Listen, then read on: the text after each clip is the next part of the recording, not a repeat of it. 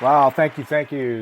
Here we are on episode 7. It's hard to believe it's already been 7 episodes on 7 critical steps to positive thinking. So today we're going to have a conclusion, but just to recap, we talked about we live in a world where we often feel out of control. And we stress about news stories that we can't change and relationships that we can't salvage and other personal issues as well. But the one thing that we can control is how we think and how you react to the things that are happening into your life. Okay? It's a learned skill, and everybody can learn how to do it if you choose to do it. So over the last 7 episodes, we've gone through a couple things that could help you. 7 steps that can help you, create positive thinking. So just remember that you can control how you think, and that is the key. So the second thing we talked about was, are you your own worst enemy? Everybody that's going through life or going through a journey has obstacles, hurdles, barriers, and roadblocks, and they're all common sights on the road to achievement. And, sometimes you're accused of having unrealistic goals, so to speak. But if you have those goals, you're definitely going to face challenges along the way. And you're going to reach a point of giving up.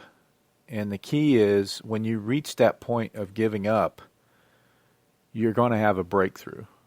So get around people that are positive, that can help you get through that breakthrough so you can reach your goals. Okay?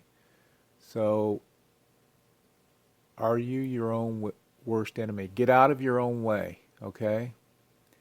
Plan to work through your challenges, plan to work around them, and find ways to get through the obstacles and the challenges that you're facing, okay? And then the second episode we talked about, or the third episode, I'm sorry, we talked about why being realistic holds you back. So if you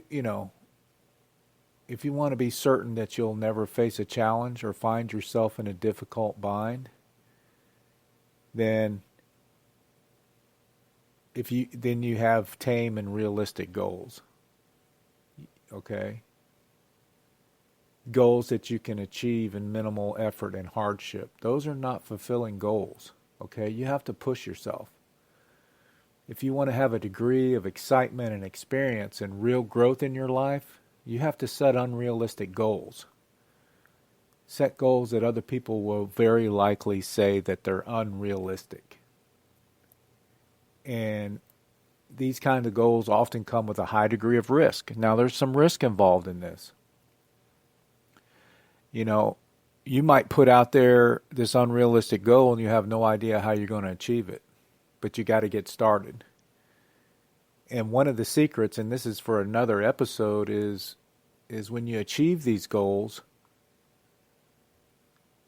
you gotta let faith take over, and you will accomplish these goals. Don't worry about the how, just set the goal, even if it's unrealistic, and then let it go.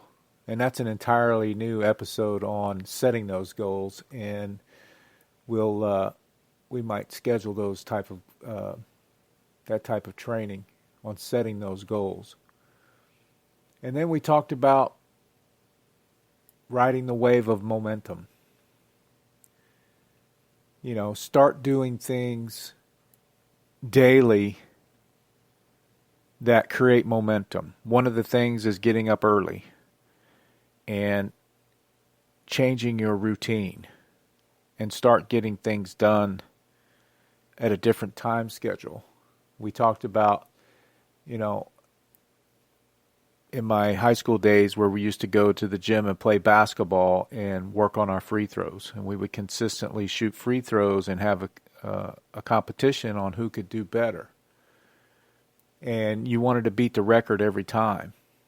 So create some momentum in your life. Start something different and continue to do it until you've learned a different pattern and you've created some momentum. Okay, it doesn't have to be difficult, but one of the examples I used was, getting up early, getting up at 4 or 5 o'clock and starting to get things accomplished early in your day. So that's one example. And then the third episode, we talked about, do you love or hate your work? I mean, life is too short to hate what you're doing. We talked about corporate America. We talked about,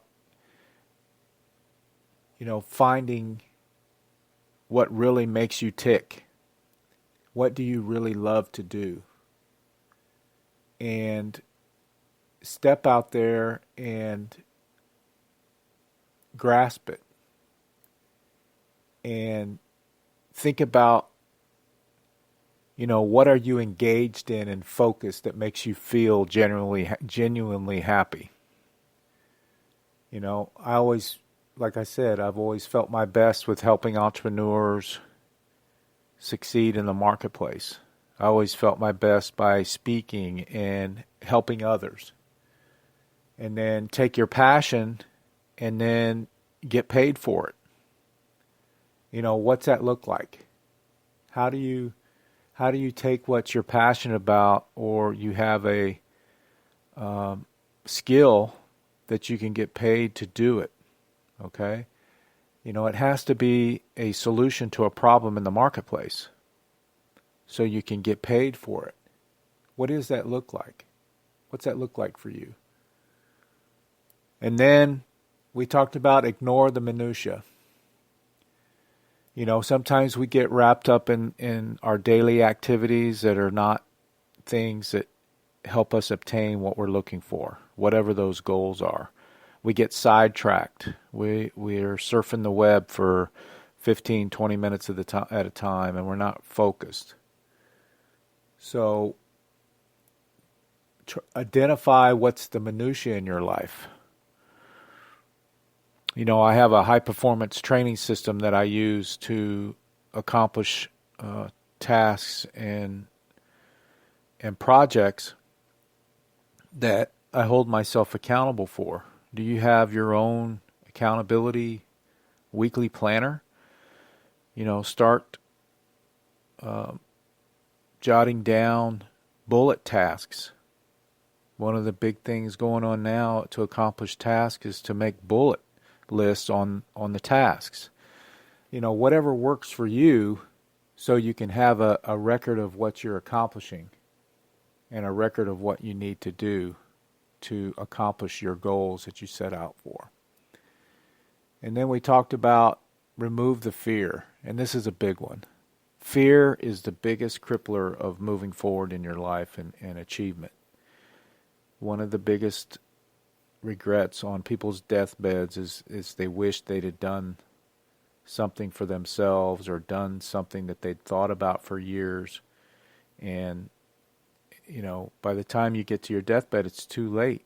So don't let fear stop you from your passion and what you want to do in your heart and how that feels.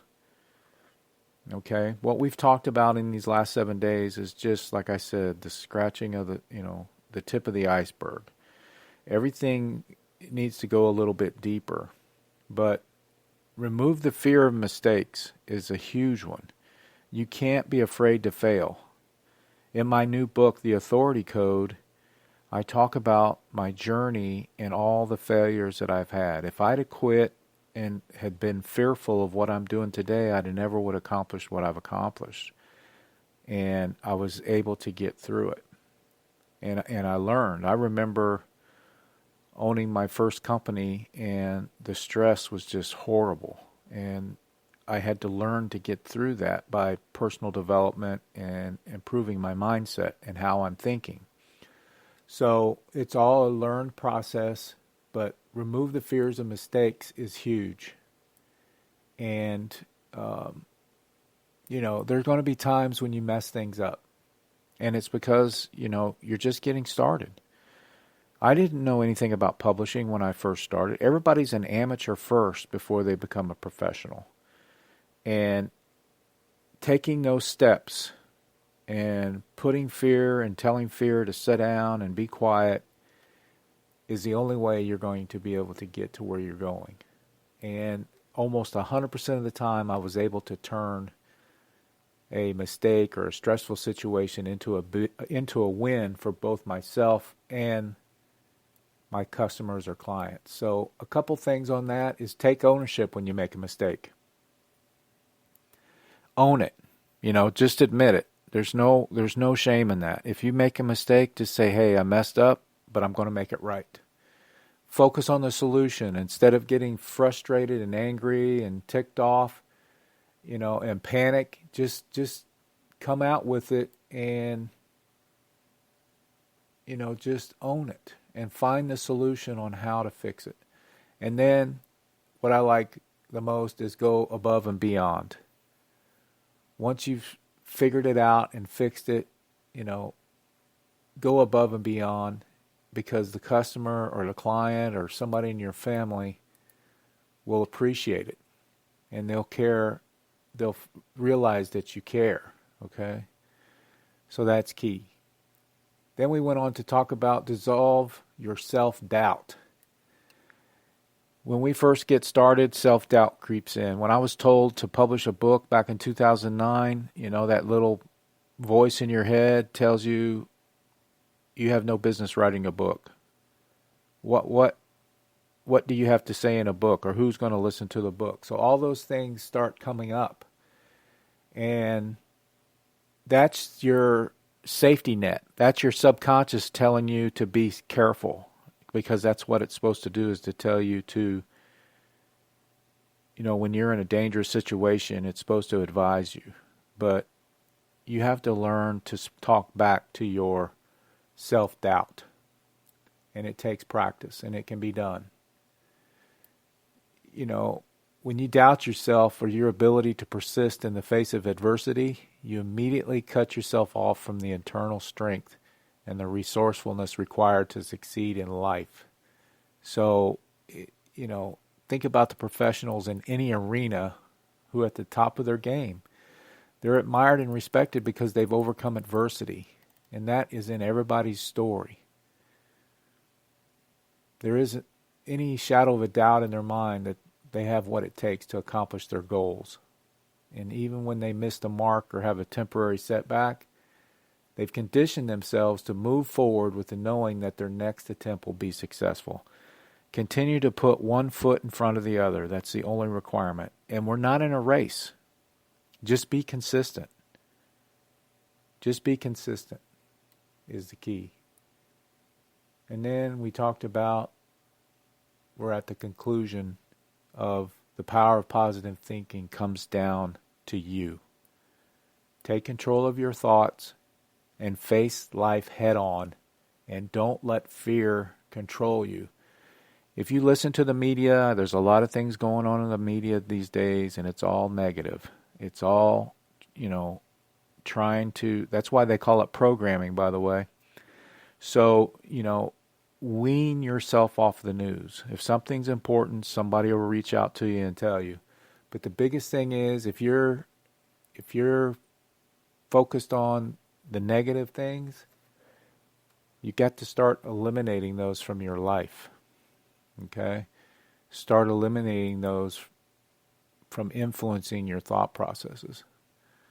So now that we've got through this 7-day series, you have all the knowledge to change the way you think today. And it, like I said, it's just the beginning, and I'm going to continue to provide content for you to consume to help you in your journey. And so start taking the most positive step you can take today is believing that you can do it. Believe that you can change your thought processes and change your life, because that's what's happened to me. And last but not least, be grateful. Be grateful every day. If I have reminders on my calendar that reminds me every hour to make a gratitude statement. And that is one of the biggest keys to positive thinking is to be grateful. And that's a whole nother course in itself. But gratitude, just start by saying thank you and be grateful for the smallest things that are happening or things that you want to happen in your life. So I'll leave you with that. You can get a copy of my new book, The Authority Code, at theauthoritybookcode.com, theauthoritybookcode.com. If you're in business or an entrepreneur or a speaker, it's a must-read for you to get above the noise and to separate yourself from your marketplace so people can pick you to do business with. Okay, so thank you for tuning in. We're going to kick off a new series tomorrow. I'm going to post a Facebook Live video to announce it, and it's the title of it's going to be Thinking Big. Thinking Big for the next couple days, and we'll kick that off tomorrow at 10:30. So tune in then. Make sure you review the other episodes, and have yourself a great week, and I look forward to talking to you soon. Have a great day.